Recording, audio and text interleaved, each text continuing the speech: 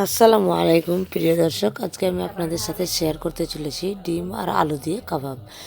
খুব দারুণ মজার রেসিপি এটি। এটি একবার খেলে বারবার খেতে ইচ্ছা করবে। চলুন আমি কিভাবে বানাচ্ছি আপনাদের সাথে শেয়ার করছি প্রত্যেকটা টিপস সহ। প্রথমে আমি দুটো ডিম নিয়েছি, সিদ্ধ করা ডিম, আর নিয়েছি 3টি সিদ্ধ করা আলু। এবার এটাকে সাইডে রেখে আমি একটা মিক্সিং বোল নিয়ে নিচ্ছি। এবার মিক্সিং বোলে গ্রেটারের সাহায্যে নিয়ে আমি আলু এবং ডিমগুলোকে গ্রেট করে নেব। প্রথমে আমি আলুগুলোকে গ্রেট করে নেব এইভাবে করে। গ্রেট করা হয়ে গেছে আলুগুলো, 3টে আলু। এবার আমি নিয়ে নেব 2টো ডিম গ্রেট করে। এইভাবে করে আমি ডিমগুলোকে গ্রেট করে নেব। ডিমগুলো আমার গ্রেট করা হয়ে গেছে। এবার এর মধ্যে আমি মিশিয়ে নেব মশলাগুলো। আমি কি মশলা দিচ্ছি আপনারা চাইলে ওটা অ্যাভয়েড করতে পারেন। প্রথমে দিয়ে দিলাম চাট মশলা হাফ চা চামচ, ধনে গুঁড়ো হাফ চা চামচ, জিরে গুঁড়ো হাফ চা চামচ, আর দিয়ে দিলাম লঙ্কা গুঁড়ো হাফ চা চামচ, হলুদ গুঁড়ো হাফ চা চামচ, আর দিয়ে দিলাম স্বাদ মতো লবণ। লবণটা কিন্তু আপনারা আপনাদের স্বাদ মতনই দেবে। আর দিয়ে দিলাম 1 চা চামচ কর্নফ্লাওয়ার। কর্নফ্লাওয়ারটা যদি আপনাদের বাড়িতে না থাকে তাহলে আপনারা অ্যাভয়েড করতে পারেন। আর দিয়ে দিচ্ছি আমি টসের গুঁড়ো 2 চা চামচ, আর দিয়ে দিচ্ছি পেঁয়াজের বেরেস্তা। দিয়ে এটাকে আমি কিছুক্ষণ ভালো করে মাখিয়ে নেব। এইভাবে করে আমি চটকে চটকে ভালো করে মাখিয়ে নেব প্রায় 2 মিনিট মতো। প্রিয় দর্শক, আমার চ্যানেলে নতুন হয়ে থাকলে সাবস্ক্রাইব করার অনুরোধ রইল এবং লাইক শেয়ার কমেন্ট করতে ভুলবেন না।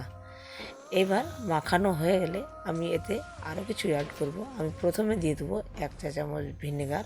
আপনারা চাইলে কিন্তু লেবুর রসও অ্যাড করতে পারেন, আমি ভিনেগার অ্যাড করেছি।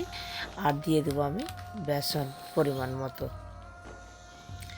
দিয়ে আবারও আমি এটাকে ভালো করে মেখে নেব আরও 2 মিনিট ধরে। এইভাবে করে করে আমি কিন্তু মেখে নিচ্ছি। খুব অল্প সময়ে কিন্তু এটা তৈরি করা যায়। যদি আপনারা চান তো বাড়িতে তৈরি করে খেতে পারেন। খুব সহজ রেসিপি এটা, আর খেতেও কিন্তু দুর্দান্ত। মাখানো হয়ে গেছে। এবার আমি এটাকে সাইডে রেখে নেব, আর আমি নিয়ে নেব একটা প্লেট। এবার হাত পরিষ্কার করে ধুয়ে আমি একটু তেল হাতে মাখিয়ে নিয়ে আমি একটু করে নিয়ে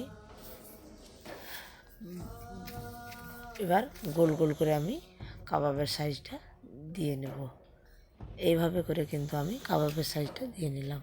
আপনারা আপনাদের পছন্দ মতো সাইজ দেবেন। দেখেন বন্ধুরা কত সুন্দর হয়েছে। আমার কিন্তু তৈরি করা হয়ে গেছে। এবার আমি তেলে ভেজে নেব। আমি কিন্তু ননস্টিক কড়াইয়ে আমি কিছুটা তেল গরম হতে দিয়ে দিয়েছি। গরম প্রায় হয়ে এসছে। এখন আমি এতে দিয়ে দেবো কাবাবগুলোকে। এভাবে একটা একটা করে আমি যতটি প্রথমে ধরবে ততটি আমি দিয়ে দেবো। এইভাবে করে মনে হচ্ছে সবগুলোই ধরে যাবে মনে হয়। এইভাবে করে কিন্তু আমি দিয়ে দিচ্ছি সবগুলোকে।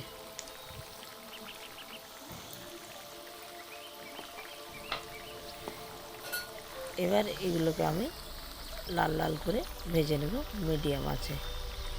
এটাতে কিন্তু আঁচ বাড়ানো যাবে না, না তো ভালো করে ভাজা হবে না, ভিতরটা কাঁচা থেকেই যাবে। তাই মিডিয়াম আছে আস্তে আস্তে করে আমি কিন্তু ভেজে নেব। দেখেন বন্ধুরা কী সুন্দর হয়েছে।